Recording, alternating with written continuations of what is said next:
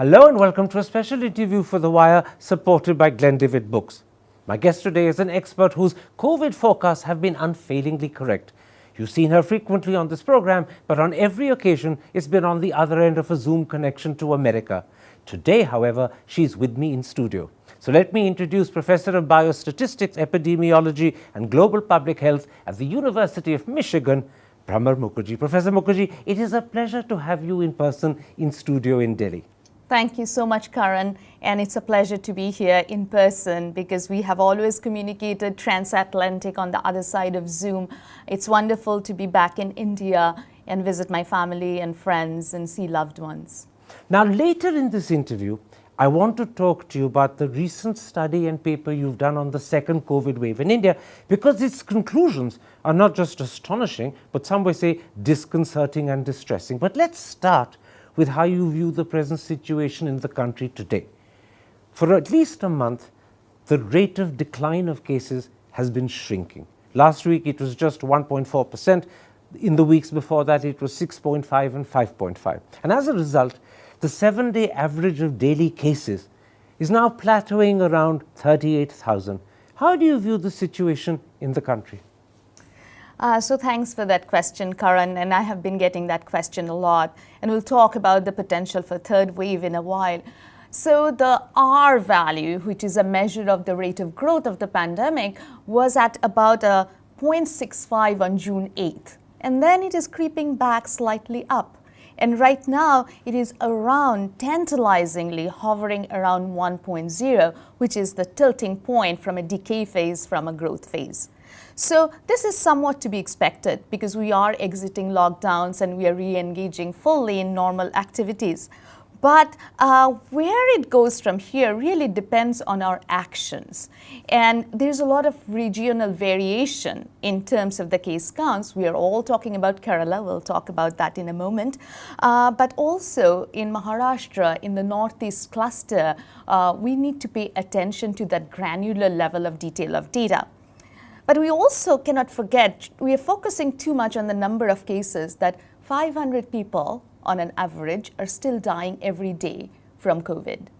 And so the pandemic is very much there, and it's not a binary pandemic, it's switch on and off. And for the foreseeable future, I see this progressing, and we have to watch it very closely. I'll come to Kerala in a moment's time, but if the R number at the moment is teetering around 1, that means we're very close to a possible third wave starting, because once it crosses 1, it begins to accelerate. Yes, it grows, but we have seen that in multiple other countries as well. We'll talk about the third wave in a moment. So it can from 1 shrink back below 1 again? It can. It really depends on where we let it go. This is where the challenge comes. Behave appropriately, act properly, and you can stop it crossing 1. You can delay or even prevent the third wave. Absolutely. Let's focus for a moment on Kerala, because many people today are particularly worried about the situation in that state. In population terms, Kerala is just 2 to 3% of the national population, but in terms of daily cases, it averages 40-45%. Yesterday, it actually touched 50% of total cases. And I believe the R number in Kerala, the government announced this at their press conference yesterday, is 1.2. How worried are you about Kerala? So Kerala is a very interesting case study for an epidemiologist. So Kerala's R was indeed around 0.7 on June 8th, and now it is around 1.2. The test positivity rate has hovered around 10 to 12% for the last 1 month. So there is no question that we do need to find a way to tap the growth rate in Kerala. But is it all bad? So is it actually Kerala is performing worse than other states which are not reporting too many cases or deaths? So the daily number of tests in Kerala is around 140,000. Compare it to West Bengal, my own state, which has 3 times more population than Kerala, but is doing only about 50,000 tests. So we also have to look at the serosurvey results from Kerala. Kerala has done a fairly good job in preventing and containing the disease. So the seroprevalence is around 43%. Compare that to the national average of 68%. So also, I think you cannot just look at the number of cases. Kerala is capturing 1 out of 2 infections, whereas all over India it may be 1 out of 28 or 30. So how can you compare numbers when the testing strategies and the mitigation strategies are actually quite different across states? What you're saying is that prima facie, the Kerala statistics may look bad, but when you bear in mind that Kerala is doing 3 times almost more testing than Bengal, although its population is 1/3 of Bengal, it's actually capturing many more people than any other state. And secondly, if its seroprevalence is only 43% compared to what's believed to be 68% for the country as a whole, it means that there's a large section of the Kerala population that is still vulnerable because they've been actually well protected up till now. Exactly. And the other thing I want to mention that we're talking about cases, but we also have to think about case fatality rates. Kerala's case fatality rate is 0.5%, compare that to 1.3 or 1.4% nationally. So it's 1/3 of the national estimate. So we have to think about the healthcare system Which as well. is why I notice that although cases in Kerala are rising, I think yesterday they rose by 22,000, 50% of the national total as a whole, nonetheless hospital beds are under 50% utilized. ICUs are under 50%. Ventilators under 50%. So the plus side is Kerala is doing more testing, catching more cases. Its healthcare is better, which is why hospital utilization is so much lower. It's just that because it's taken such good care, it has a much larger number of vulnerable people. So there is a sense in which Kerala is therefore catching up with the rest of the country. Exactly, exactly. And that's why when we report a national number in India, it's very nebulous because there's so much regional variation. And if we say that everybody has reached herd immunity, that's not really fair because we have to look at the local herd immunity and strategize accordingly. But I'd also have to mention that since cases are growing, we need to have a good sequencing, genomic sequencing network so that we can keep track of the emerging variants. Because growing cases can lead to mutants and mutations, and you don't want that to happen in Kerala. Exactly. But what follows from what you said is that because Kerala is catching up with the rest of the country, what's happening in Kerala necessarily isn't an indication that this is going to happen all over India. Exactly. So don't look at Kerala and get panicky. Look at Kerala, dig deeper and try and understand. And also look at Kerala in a holistic way so that you can look at some of the really model behaviors that the state has adopted. This leads me to the recently released sero survey done by the government, which suggested that almost 68% of India had been infected. At the same time, government figures suggest that 25% of the full population have had a single jab, 7.5% have had 2 jabs. If you take the two together, are we slowly but perhaps steadily coming to a comfortable situation, or is that an overestimate and an over-optimistic perception and the situation remains precarious still? So as a statistician, I'd like to share that there is something between the two extremes, comfortable and precarious. A statistician always gravitates towards central measures. So this pandemic is very far from being just a 0 and 1. We talked about that. But in the history of infectious diseases, we have still seen outbreaks, even with areas of high degree of vaccination and high degree of seroprevalence. Just think about Manaus in Brazil, 85% seroprevalence. Think about, go back to the days when we were very complacent about the seroprevalences in Delhi and Pune and Mumbai around like 60%, and they got hit by the second wave. I'd also like to say that this number of 68% does include vaccinated individuals as well. So I do think that we still have to be on high alert, and we have to wear our masks. We have to avoid large indoor gatherings. We have to get vaccinated when our turn comes, and also we have to limit social contact. But there is wide variation. We just talked about this. There are pockets of India which are still vulnerable. This is not 70% or 80% across whole of India. That's the first point. The second point I want to make that 40% of India is in the age group of 0 to 18 where there is no vaccine available. And we are right now at 7% fully vaccinated. So we have a long way to go before we can breathe that sigh of relief and comfort. But at the same time, we need to strike a balance between alarmism and denial and not think about doomsday and precarious and also really sensationalize what is coming up. Another thing, which I think is a more subtle point, that where is the herd immunity threshold? So with the more transmissible variants like the Delta variants, if we think about an R naught of 5 to 8, then the herd immunity threshold is actually pushed from 60 to 70% to 80 to 85%. So we're nowhere near it. So yes, we are nowhere near it, so we cannot breathe that sigh of relief yet. Then this leads me to another question. Do we have any sense of when there's likely to be a third wave, or if there will be one? I'll tell you why I asked, because just a few days ago, the head of epidemiology at the Indian Council of Medical Research said, very confidently, it's going to be in 1 month's time, and that 1 month is the end of August. Do you have any sense when there will be, or if there will be one? Because I know in Michigan, you work very closely on mathematical modeling of what's going to happen. So sometimes I feel like from a statistician, I'm becoming a data astrologer. I see people announcing that the third wave has started on July 4th, and I almost am tempted to ask, what is the day and the time and the hour when it started? So I have never engaged in this sensationalization of this really imminent third wave, and particularly children being severely affected, because I don't think that there is any scientific and credible evidence to support this yet. So what we see in our mathematical model, and I tell you that I myself am skeptical about the long-range predictions of these models because the situation on the ground changes so quickly.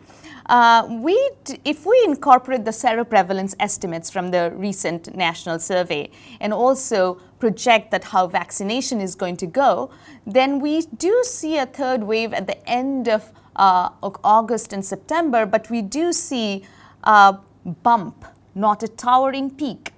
And as I say this, I am very scared that people are going to take this and say that there is nothing to worry about and go about dropping their COVID-appropriate behavior. So as a scaring technique, this may work, that there is a doomsday coming and looming third wave, but our models are not saying that yet. But if you look at UK, if you look at US, if you look at Israel, even with high degree of vaccination, much higher than India, we have seen the third wave. So my hope is that this third wave is not going to be toweringly high, and hospitalizations and fatalities, which we have seen in other countries, are not going to follow the case trajectory because these vaccines are quite good. The big difference between India and UK and Israel is that the percentage of the population in UK and Israel that has been single jabbed or double jabbed is huge. Yes. In India, it's actually pretty minuscule as a proportion of the overall population, which is why in Britain, the third wave which is happening, and in fact is receding as we talk because the numbers are going down, is not pushing up hospitalization dramatically, it's not pushing up mortality. In India, because vaccination is so much smaller, there is a danger that hospitalization and mortality could also go up. But as you say, what you see on your models in Michigan is a bump, not a peak. But it can become a peak if people become complacent and say, oh, it's only a bump, I can carry on behaving. That casual, careless behavior will convert the bump into a huge peak. Exactly, exactly. So that is exactly why I think that human behavior is hard to model. So in order to model this pandemic accurately, you really need 4 components: the transmission process, the virus mutation process, which is also a big unknown, and then you need to model the human behavior process, and then the policy interventions. So it's really a string quartet. But as you say, and I'm just looking back on your answers to the last 4 or 5 questions, your models suggest a bump, not a peak, somewhere around the end of August, the middle of September. But the danger point, and you said this in your very first answer, is that the R number is hovering around 1, and if we don't behave suitably, appropriately, and carefully, we can push the R number higher, and that then could make the bump become a peak. Exactly. It's in our hands. Absolutely. Let's then at this point change subjects and talk about that seminal paper you did on the second wave in India. I said to the audience in my first question that its findings, its conclusions are not just astonishing, but for many distressing, even disturbing. The question you asked yourself when you did that paper, and I'm going to quote, is, could timely nationwide non-pharmaceutical interventions, i.e. mainly lockdowns, have mitigated wave 2 in India? And your answer is a pretty definite yes. You say a moderate lockdown declared in the middle or the last week of March could have ended up reducing the peak of cases to 20,000 or 49,000 a day respectively, compared to what we achieved, which was 414,000 a day. And that means that by the 15th of April, we would have averted 2.6 million cases, and by the 15th of May, we would have averted 12.9 million cases. And that, for the sake of the audience, I'll point out, is virtually 97% of the cases. I'll come to deaths in a moment's time, but in terms of cases, a moderate lockdown declared in mid or late March could have averted 97% of the cases, i.e. almost 13 million. That's astonishing. Yeah. Thanks, Karan. First of all, I must compliment you on explaining my own paper better than myself. But I really think there are a couple of things about that paper. I typically do not do post-mortem of a situation because you cannot change the past. But this also teaches us some lessons for the future. That's why these types of analysis are important for future policy, so that we do not make the same mistakes again. What we did was to actually create simulated experiments that if we had stopped on, say, March 15th or March 30th, and we adopted a lockdown which was like the national lockdown, which was very stringent last year, but not even so strong, a moderate lockdown like the ones that we saw this year, we actually derived those intervention effects from data. What happened in India, we did not really create that in our heads so that that was feasible for India. And then we ran our models thinking, if we stopped on March 15th, and this is what the situation, this is how the reality looked like, how many cases would we have? And how many deaths would we have? And the timing of the lockdown really matters. That's another striking point, that April, when most of the measures were taken, was already too late. So this is why this is sort of like a puzzling thing for policymakers, right? That you don't see too many cases. For example, on March 15th, we are having about 25,000 daily cases. On March 30th, we were having about 53,000 daily new cases. And if we impose stringent measures, then people do not see that what is the reason for it. So what it is preventing, but if you do not do it, you see what happened. So that's sort of like being on a Schrodinger's seesaw for policymakers as well.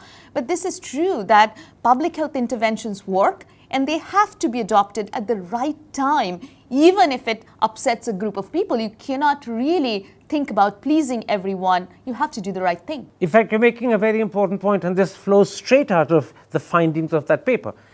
You have to anticipate problems long before they've actually happened and act to avert them. When you do that, a lot of people turn it on and say, but there's no problem, you're imagining it. The problem is you're not imagining it, you're anticipating it, the model shows it will happen, which is why you're acting in advance. But if you wait for it to happen, it's already too late, because it's happened. This is the quandary most governments face. They look at a projection, they say to themselves, are you sure the projection's right? It isn't happening at the moment, there's no real sign of it, I don't need to act. But if you don't act, then it will happen, and then when it happens, it's too late to act because the problem's already there. Exactly. Which is why if the government had imposed a moderate lockdown, we're not even talking of a strong one, a moderate lockdown on the 15th of March, or another moderate lockdown on the 30th of March, we could have averted something like 13 million cases, which is 97% of the cases we had. Exactly. In other words, a stitch in time would have saved 13 million cases. Exactly. Let's now look at your paper in terms of deaths. Because once again, the outcome is astonishing. You say if a moderate lockdown had been imposed in the middle of March or the end of March, India could have averted something like 97,000 up to 109,000 deaths. And you point out that this is between 90% and 98% of the 112,000 deaths India experienced between the 15th of March and the 15th of May. Once again, we could have virtually averted up to 98% of the deaths. Exactly. So, in March 15th, we were reporting 120 daily deaths. On March 30th, it was about 350. And if you think about May 18th, we reported 4,500 nearly daily deaths. So that's the puzzle about exponential growth, that things can really soar so high. Public health interventions work, and we have seen this not just in India, in the models by various groups for UK, and timing of lockdowns really matters. So you impose the lockdown early, you avert infections, and you also stop deaths, because as soon as you let it go out of control, then the hospital system collapses, right? The healthcare systems collapses, and it's not just the clinical mortality. There is preventable deaths that are happening that would not have happened if things were in check. And you can add to that people who are not suffering from COVID, but cancer or diabetes or heart attacks, who don't get treatment and also die. Exactly. Exactly. So once again, just as we said in the case of cases, we can say the same thing in the case of deaths. Act and anticipate in advance, and you'll prevent a problem. Exactly. If you don't, the problem will be there, it will be happening, and it's too late. And therefore, the duty of governments, the responsibility is to follow advice, anticipate a problem, accept the signs when they tell you this is looming on the horizon, we need to act now, rather than say, well, I can't see it, you could be wrong, maybe your models are wrong, and then not act, let the problem happen, and it's too late. That's the responsibility of governments, which often they shirk because they don't want to accept advice, because it means taking difficult decisions which will be unpopular. Yes, absolutely. But I'd also like to talk about the public responsibility here too, that there is the responsibility of the government to listen to scientists and intervene, but also public. Are we doing the right thing at the right moment? Are we not tempted to let that mask down? Are we not tempted to walk into that restaurant? Let me come to the public in a moment's time, because it's a very important point you're making. Who bears greater responsibility, the government or the public? I'll come to that in a moment's time, but let me first, for the audience, quote how you end your paper, because you actually sum up the situation very well. You say, to summarize, had action taken place at any time in March, it is plausible that more than 90% of observed cases and deaths between March 1 and May 15 could have been potentially avoided. And by the way, this is on the grounds of a moderate lockdown, not a strenuous and strict one. Exactly. That's your summary. Exactly. Exactly. If you had acted in time, 90% of cases could have been averted, 90% of deaths could have been averted. So that is I was actually astonished by those numbers, but they are true. And this is something that has been observed in many other countries, that early intervention is the key here. But you know what this means? Millions of people fell ill and didn't need to. 100,000 died and didn't need to. Those are real people's health and real people's lives that could have been saved. And this is something that I have been sort of trying to emphasize, that rates, we are always quoted that the fatality rates are low, but rates are not the most important thing. Numbers, absolute numbers matter. Because those are real people. These are real people, these are faces of loved ones, and you have to think about the numerous families left behind who are here to tell you the real narrative. Now, against what your paper has shown and effectively concluded, let's come to what actually happened in the real world. We now know for sure that INSACOG had advised the government in early March that the new Delta variant was likely to create an exponential increase in cases. Reuters first broke the story, quoting unnamed members of INSACOG. Then Rakesh Mishra, a member of INSACOG, went public in an interview with me and confirmed the story. So there's no doubt that in early March, the government's own scientists had informed the government the Delta variant is likely to create an exponential increase in cases. But that advice was ignored. Had the government followed the advice, it could have declared a moderate lockdown in mid-March. It could have even waited till the end of March. And that would have saved 13 million people not getting COVID and 100,000 deaths. This is where I want to bring up the question about who bears greater responsibility. You see, the government had access to INSACOG advice. It ignored it. The public didn't. The government didn't make INSACOG's advice available to the public, so the public had no idea what was lying ahead. So when the public carried on behaving casually and carelessly, they did so without realizing there was a problem. They hadn't been informed. But the government had been. Its own scientists had informed it, and yet it ignored their scientists' advice. So there is a, being a scientist during this time is really challenging because you are, for me personally, the COVID second wave ravaged my own family, and dealing with that and modeling this and doing the intellectual work, balancing between the human aspect and the scientist aspect is quite hard. But I really want to make one point. So in February 21 or 27th, I started tweeting frantically that a wave might be coming, and with data and supporting evidence. But that did not get much traction. From even my own friends and family in India did not want to listen to the governance, and they were busy planning their vacations instead of vaccinations.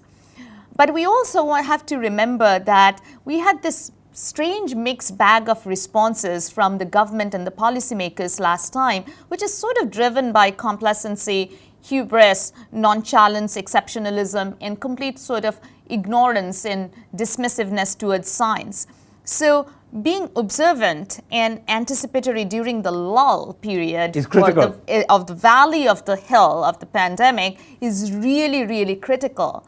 This is a really smart virus, and do not let it outsmart the vaccines. Let me tell you why people were happy to ignore or not take seriously the tweets you were putting out in February.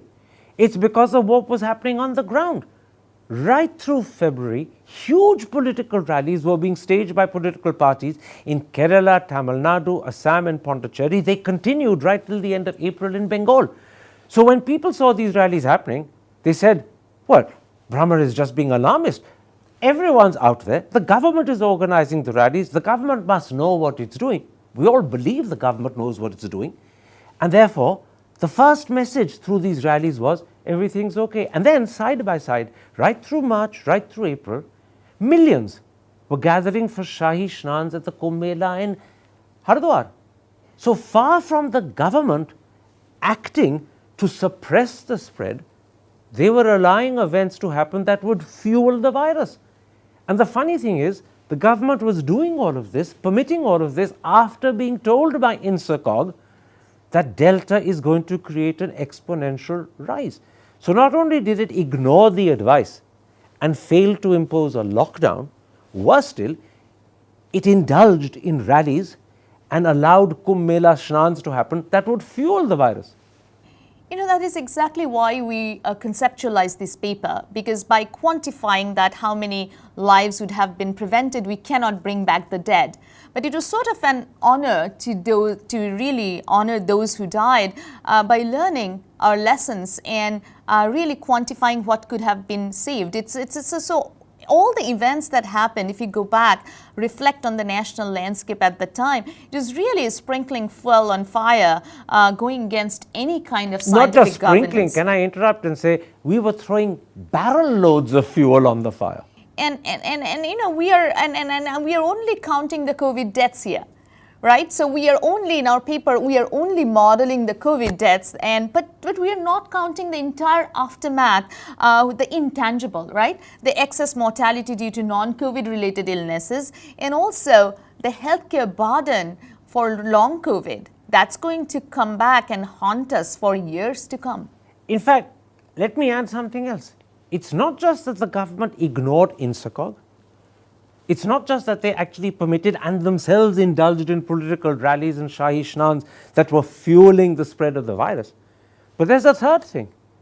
Government ministers who were actually responsible for acting, the very people who were responsible for acting, were dismissing science in a sort of brazen cavalier fashion. The health minister of Assam, he happens to be chief minister today, said there's no need for anyone to wear a mask in Assam.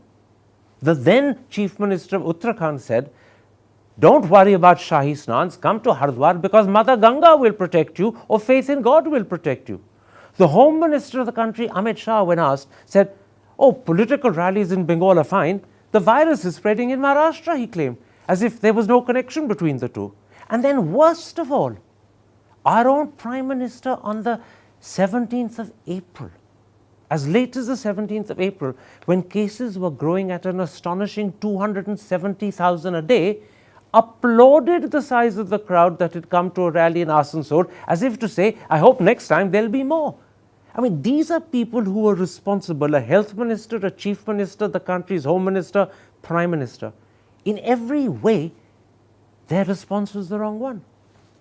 And this has been also astonishing, right? All over the world, the precedence of politics over public health and the politicization of every public health recommendation. So what happened in India at that time in terms of large gatherings and super spreader events is just completely orthogonal to what public health guidelines would tell you. Can you explain the word orthogonal for the audience? What does it mean? So orthogonal means it's like completely contradictory, opposite almost, that of what a public health message should be at that time. In other words, at a moment of trying to avert a crisis, the government did the exact opposite of what it should have done.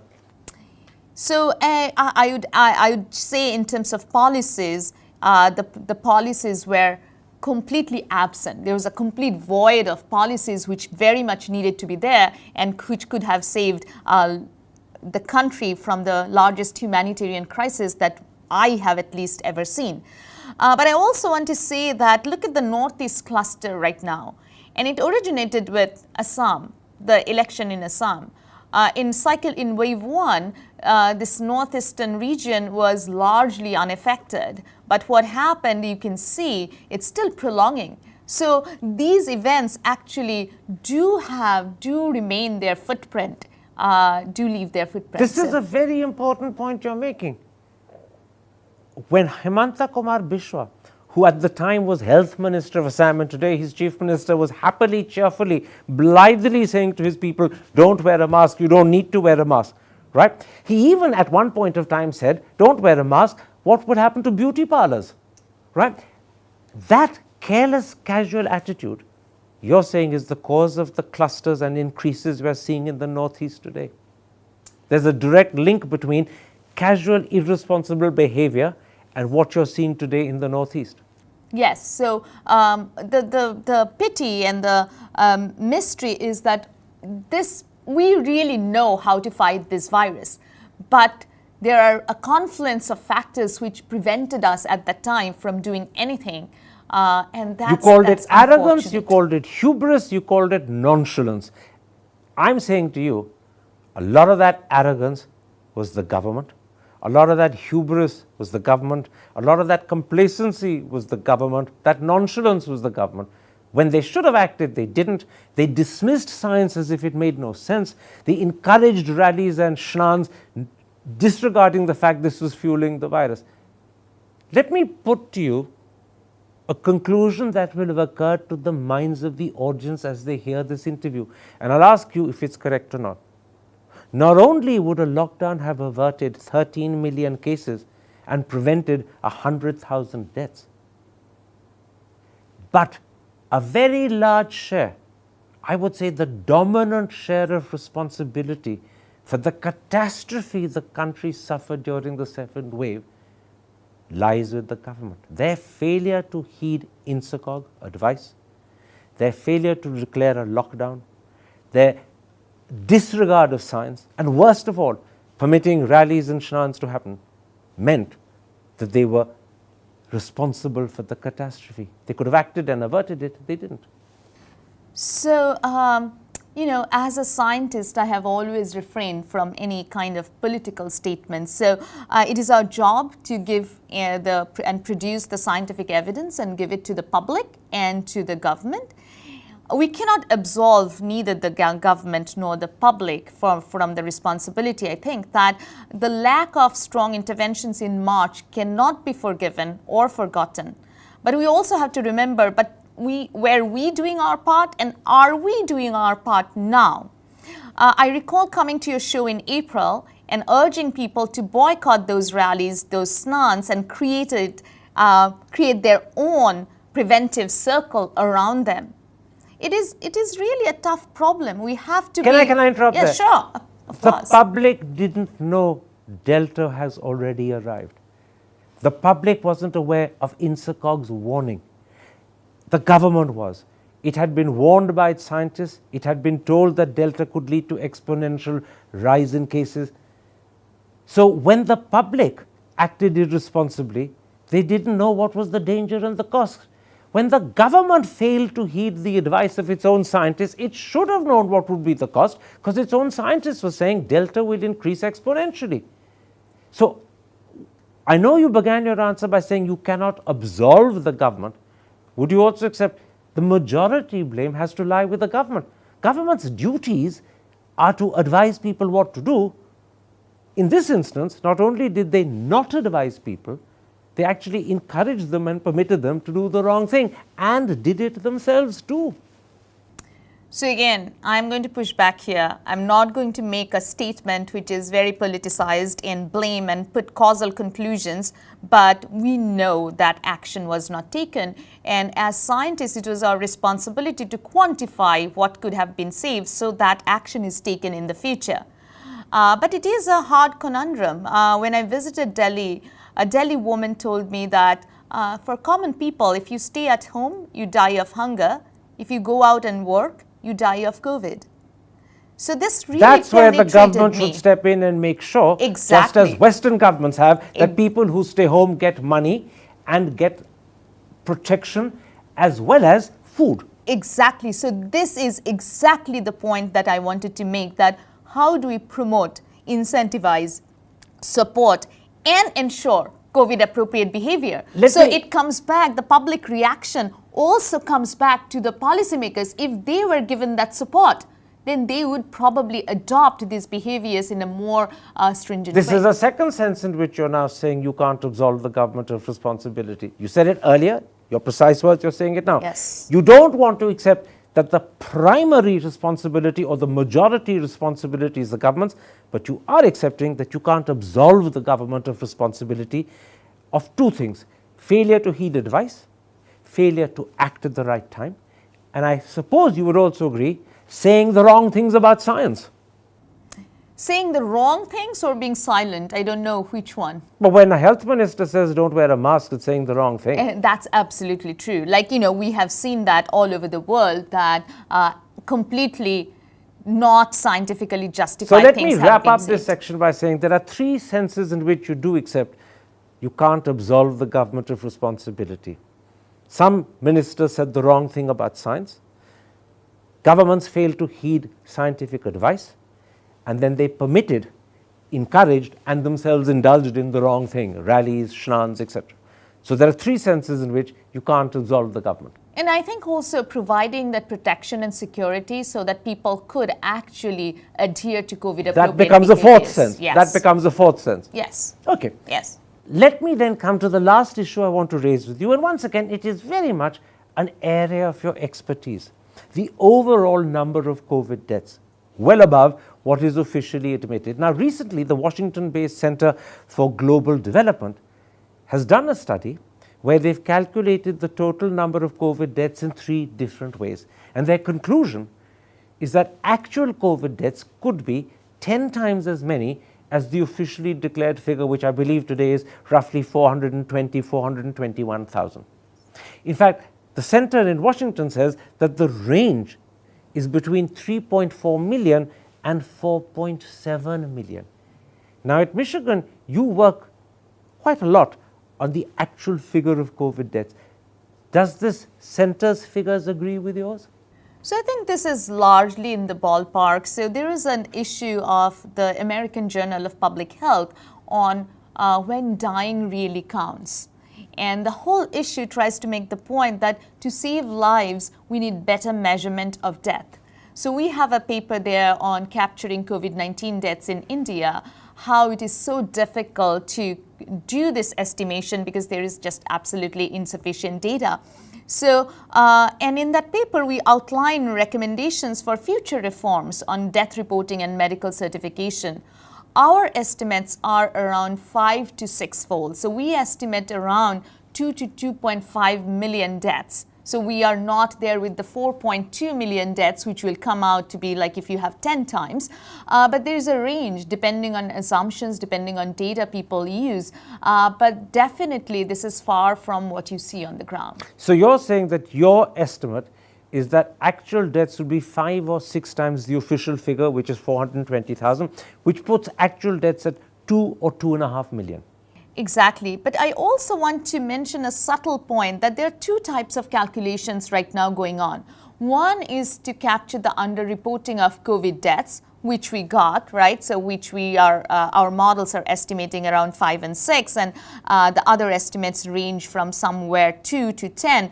But then also excess deaths calculation, which is a combination of COVID-related deaths and excess non-COVID-related deaths that happen in this period due to delay in care or also not being able to access care, mental health, several other confluencing factors. So if we take that, this number could be much, much larger during the excess deaths during this period. But if you don't take that, because that includes deaths that may be not strictly COVID deaths, Sure.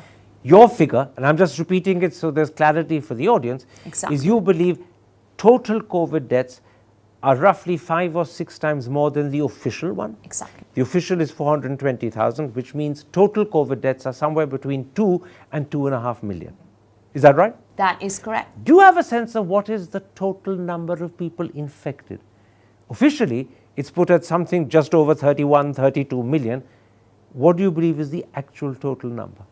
You see the seroprevalence surveys, right? So if it's really 68% of the Indian population, that number is very, very high.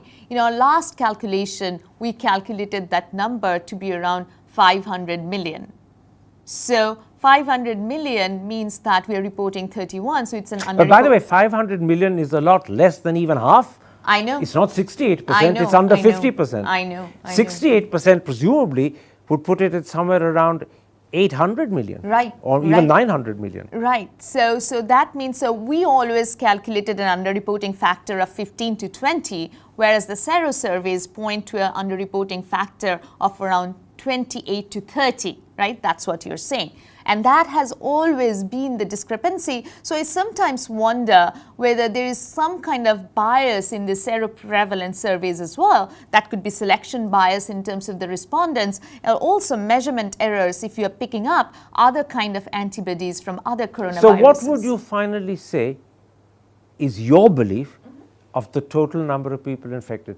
Presumably 500 million is too low. I would say 500 to 600 million because we have always gotten that underreporting factor around 15 to 20. So 500 to 600 million. Yes. One last question. Yes. And I'm going back to that analysis of total COVID deaths done by the Washington-based Center for Global Development. They say, and this many people in India find surprising, that there were more deaths during the first wave than the second.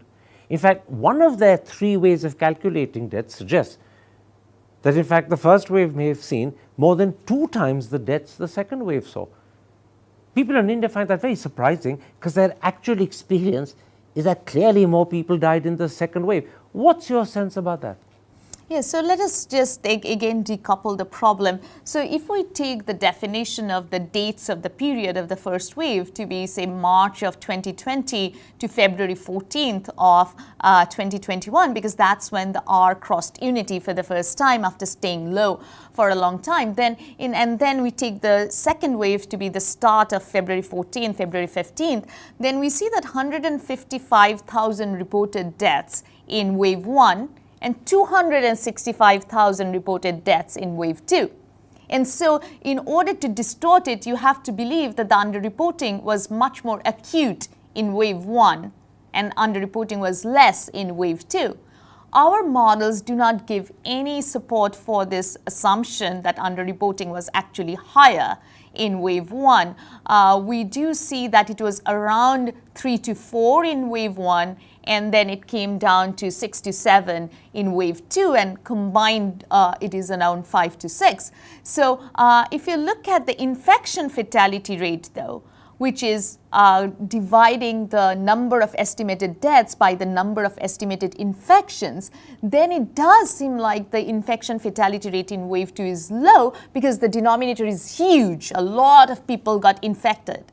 But my own personal belief is that you can calculate all of these rates because there is a large number of infections in India. These numbers, it's going to look small, but that really does not capture what happened in India in terms of overwhelming healthcare system, people scrambling for oxygen, and also the human experience has to be really blended with the dry matter of the fact numbers. Also, rates matter, but absolute numbers matter a lot too, because these are real families. But the important thing you're saying is that even your calculations make it clear that more people died, quite obviously, in wave 2 rather than wave 1. So you don't agree with the Washington-based center claiming that wave 1 was more lethal.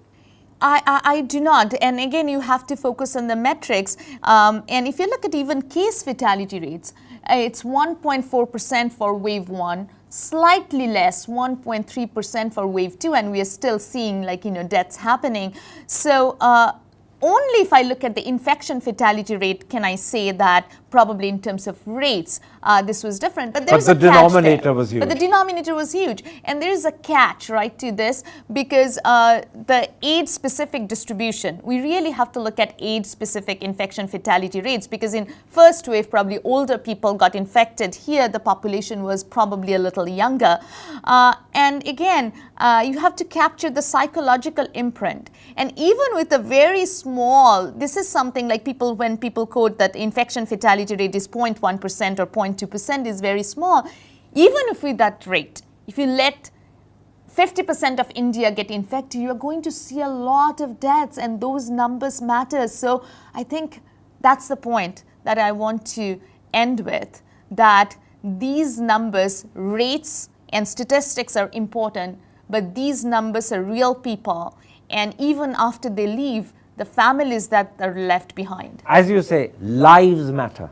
Lives matter. And this is why, and I'm coming back to it as the last point I make as I end the interview, this is why that paper you did on the second wave is so important. It shows that if governments had acted in time, which they could have done because they had the advice, 100,000 lives could have been saved, 13 million cases could have been averted. And these are to do with the health of real people, the lives of real people.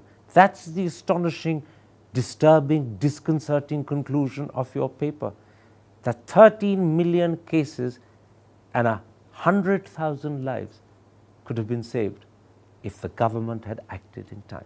I thank you, Professor Mukherjee, for this interview. What you said will be truly astonishing, and I add disturbing for many people, but it's a fact that they must realize is what happened. And it's better they know than not. Take care, stay safe. Thank you so much. And I just want to end by saying that, we should not forget. That's the reason why we wrote the paper. We should not forget the trauma, because we tend to get over things too quickly. We should really embrace these lessons and remember that we'll need time and the right policies to heal as a country as we move forward. Those are very important words. We should never forget. They're immortalized in a different context to do, in fact, with the Holocaust. We're not talking of a Holocaust here, but nonetheless, the point is the same. We should never forget, because if we do, we could be in danger of repeating the same mistake again. Thank you very much. Thank you so much, Karan. Stay safe. Stay safe as well.